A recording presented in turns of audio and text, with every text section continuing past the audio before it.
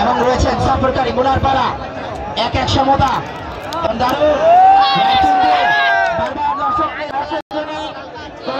এবং উত্তেজনা ফুটবলকে নিয়ে গেছে দারুণ জনপ্রিয়তার এক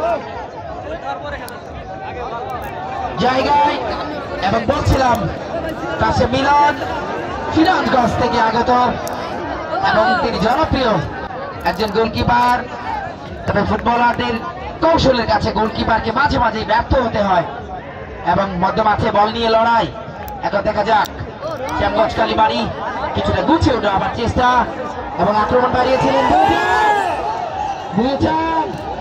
বুয়েটানকে মনে পড়ে যায় ম্যাচে চিত্রনাট্য পাল্টে দিতে পারে।